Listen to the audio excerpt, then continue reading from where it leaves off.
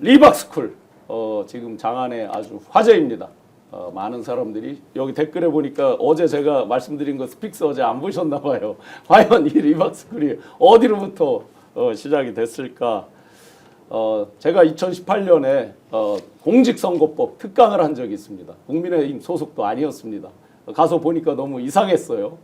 분위기가 정말 이상하더라고요. 선거에 출마할 사람들 공직선거법 교육이라고 해서 갔는데 대상자들이 선거에 출마할 어떤 그런 느낌들이 아니에요. 나중에 이런 걸 이상하다 해서 주변 지인들에게 말씀드리고 기자분들 말씀드리고 했는데 이제 잠입 취재 이런 게 성공해서 이제 오픈이 됐잖아요. 보니까 그게 댓글 부대 뭐 일종의 그 양성하는 그런 거였다는 거 아니에요. 물론 그때는 리박스쿨이라는 이름은 없었죠.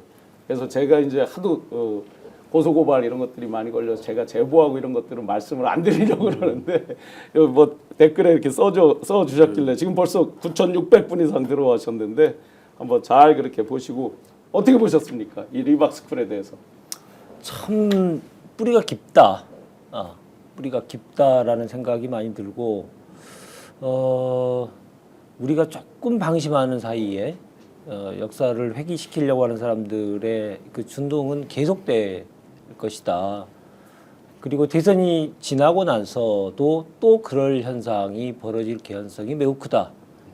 우리의 경계심을 늦출 수가 없는 이유는 바로 그것 때문이고 또 다른 진검승부를 또 준비해야 되겠구나라는 생각을 많이 했고요. 지금 형성되어 있는 헌정 수호 세력, 이 수호 세력이 각계약진이라고 하는 이 국민에 대한 일종의 이 국민에게 보여주지 말아야 될 것 중에 하나가 선거 끝났으니 이제 각자의 이 호주머니 챙기자 이런 움직임이 있을 수 있는데 절대 그래서는 안 되고 우리의 지금 연합전선은 끝까지 계속 밀고 가야 된다 이 생각을 많이 하게 됐습니다.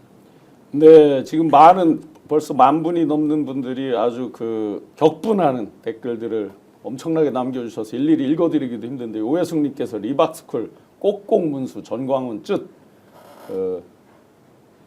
대부분 아주 그 격한 비판의 글들이 있습니다.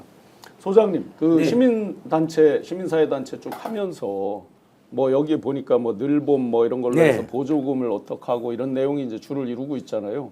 그럼 보조금 같은 거 많이 받아보신 적 있으세요? 그 저희들이 이제 그랬던 참여연대라든지 민변 이런 데는 이제 보조금을 원래 이제 시민 환경 단체들이 정부가 하는 일 대신해서 그 어떤 사업에 지원금을 받는 거거든요. 프로젝트가 딱 채택이 되면 그건 전혀 나쁜 건 아니지만 그래도 혹시라도 오해받을까 봐 대부분의 시민단체들은 보조금 사업을 응하지 않고 자체 시민들의 후원과 회원 회비로만 운영이 되고 있습니다. 근데 이런 이제 극우극단주의 성향의 단체들 또는 이제 윤석열 정권에서 특히 극우 정권이나 보수 강경 보수 정권 들어서면 여론에서 항상 밀리는 나쁜 짓을 하기 때문에 극단적인 이념 단체들을 관변으로 양성하고 뒤에서 정경련이라든지 삼성이 돈을 뭐 넣어준다든지 또는 앞으로는 이렇게 합법의 양으로 보조금을 몰아준다는 이런 짓을 많이 했었죠. 이 리박스쿨은 그런 걸 지금까지 보여줬던 그런 극우극단주의 이념 그 편향 단체들이 정권하고 결탁해갖고 하는 범죄를 다 보여주는 겁니다. 네, 네. 뒤로도 다른 돈을 또 받을 수 있습니다. 네. 뭐 정권 압력에서 그때 박근혜 때도 그런 일이 크게 문제됐잖아요. 그다음 앞으로는 합법적인 이냐지만 보조금도 받고 그래놓고는 이념 교육하고 이승만, 박정희 찬양하고 이제 이런 짓을 하는 거죠. 그리고 이재명 공격하고 김문수 찬양하고 뭐 이런 식으로 윤석열 찬양하고. 어제 박선원 의원님 나오셨을 때 이렇게 들어보니까 국정원 전직자들 그리고 뭐 자유기업원 정경련 네. 지금은 이제 한경련으로 바뀌었죠. 그 자유기업원 등등. 그러니까 단순히 어느 교육부나 이런 한적이가 아니라 굉장히 유기적으로 기업인 단체 뭐 시민사회 단체 이게 굉장히 유기적으로 체계적으로 준비가 돼서 그런 전사들을 길렀다. 뭐 손가락 뭐 자손군 이름도 저긴데 네 평론가님 어떻게 보십니까? 근데 지금 굉장히 중요한 말씀해 주셨는데요. 저는 이명박이 청계천을 돌아다니는 걸 보면서 네 오늘 저기를 네. 한다고 그러죠 지원 요새를 좀 네. 놀라기도 했고 결국 이명박이 만들어 놓은 문제라고 생각하거든요. 당시에 뉴라이트 바람이 불기 시작하고 결국은 시민사회가 보수 진영의 불리한 방식으로 형성이 됐다는 판단을 해서 화이트리스트라고 만들어서 정경련 자금 들어가게 만들고 뭐 엄마 부대, 아빠 부대 이런 거 막 자기들이 만들기 시작하고 그러면서 그 사람들이 결국 극우화된 거 아니에요?